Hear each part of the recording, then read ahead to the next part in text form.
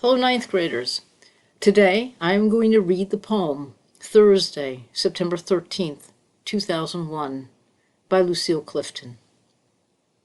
The firemen ascend in a blaze of courage, rising like Jacob's ladder into the mouth of history, reaching through hell in order to find heaven, or whatever the River Jordan is called in their heroic house.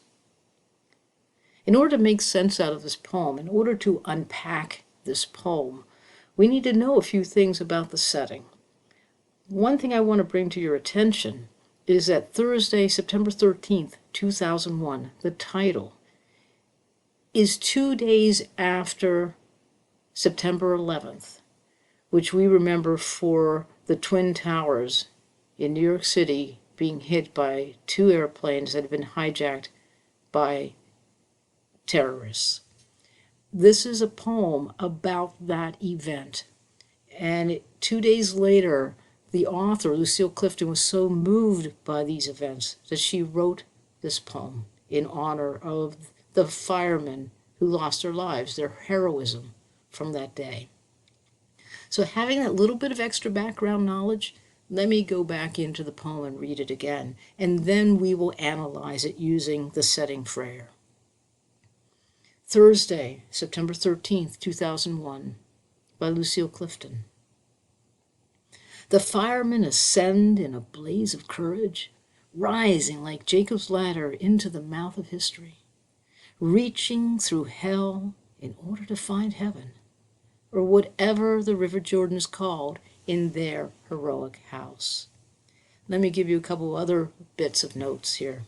Jacob's ladder and the River Jordan are biblical allusions referring to an afterlife. Think about firefighters. What is their house when they're not fighting fires? What house do they hope for in an afterlife? Once again, these are biblical allusions. So I'm going to read it a third time, and then we're going to unpack it a bit more. Thursday, September 13th, 2001.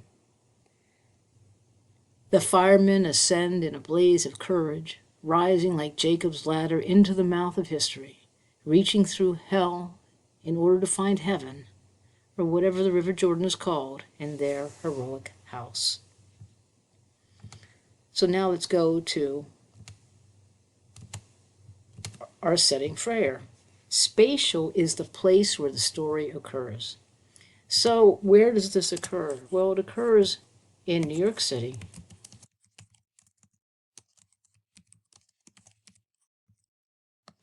at the Twin Towers,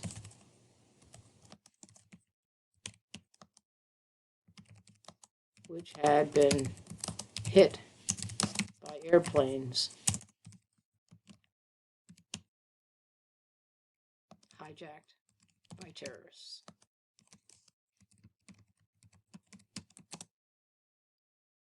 That's the place. So let's take now a look at the time frame. Temporal is the time which may be a moment, an hour of the day, a season of the year, or even a historical event. In this particular case, the time frame is 2 days later, 2 days after 9/11. This is a historical event. It is something that Americans are going to remember for a very, very long time. We honor the heroes of that day every year on September 11th. So this is an historical event.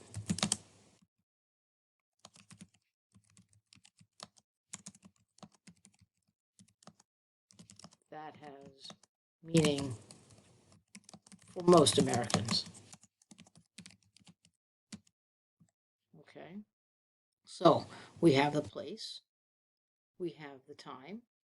So let's take a look at the social influences. Social would be those personal influences on the characters based on the setting of the story. Think of peer pressure, family influence, or societal expectations.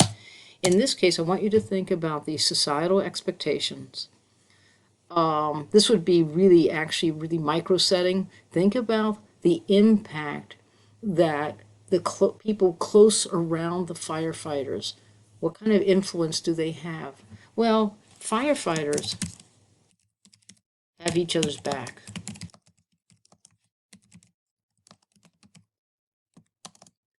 They have a sense of there's the society expects firefighters to be brave and to be well trained and be willing to risk for others. So there's a societal expectation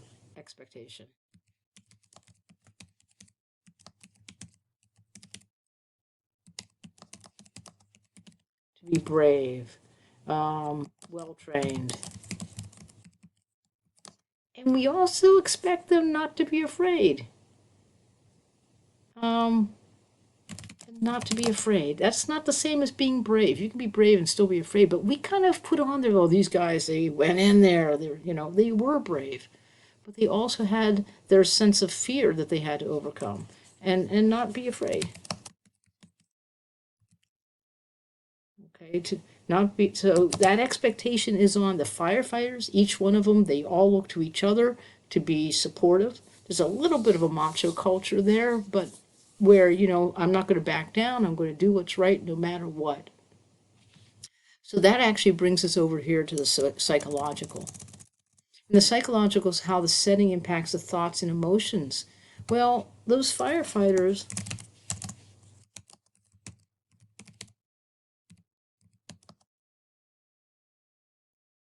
showed immense courage going into these buildings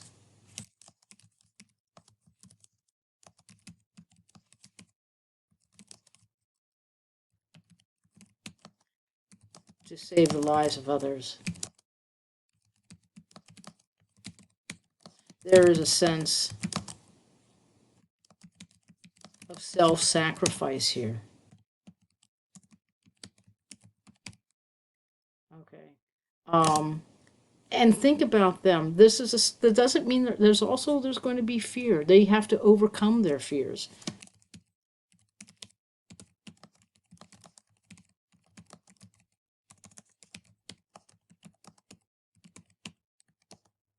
And okay, so you have that's the mindset that the firefighters, when they're going in there, they have to be brave. It's the society expects them to be, but they also have to conquer their own fears. And that is a big deal.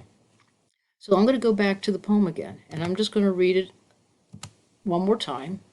Thursday, September 13th, 2001.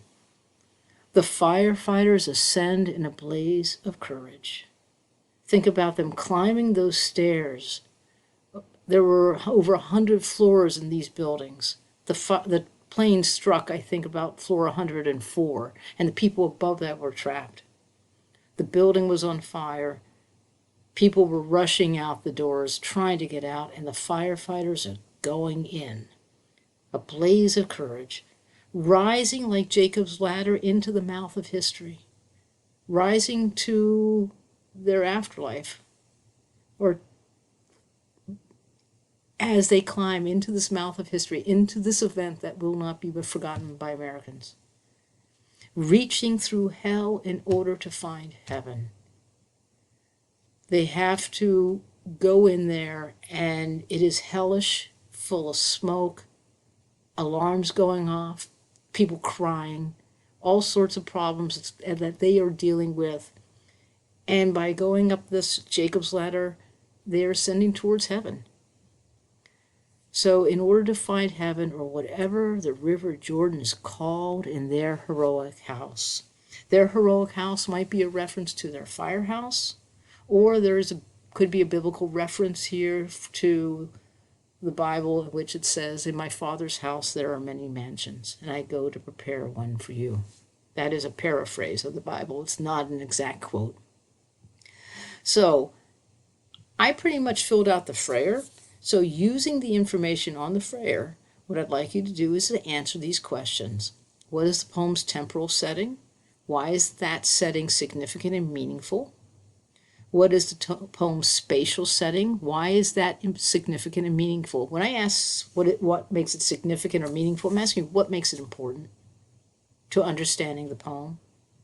Think about the social psychological. I put some notes there. You can combine them into this answer. But why is the setting? How does this time and place How is this making this poem meaningful? And that leads us to the last question, and I do expect a well-written paragraph on this one. What is the theme of this poem? What message is it sending to us, the readers? You are going to provide at least one piece of textual evidence to support your position. So you're going to go back in and take a look at that poem. It's very, very short. Start with a topic sentence. I've started one for you. And here it is.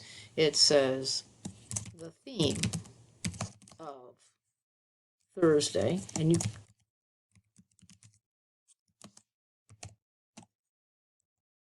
1301 is, and I'm going to leave that there for you. You need to finish. What message do you think the author wants you to understand as the reader? Put a period at the end. Do not use because, and then explain in your own words what is the poem about. And then give me textual evidence that supports the theme. Explain how this evidence supports the theme, and give me a concluding sentence.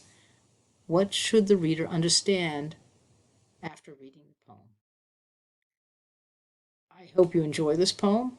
It is a fascinating one for as short as it is. There's so much in there. And if you have any questions, feel free to ask. Email me. You know that I will respond as quickly as I can. I thank you for your time. Take care.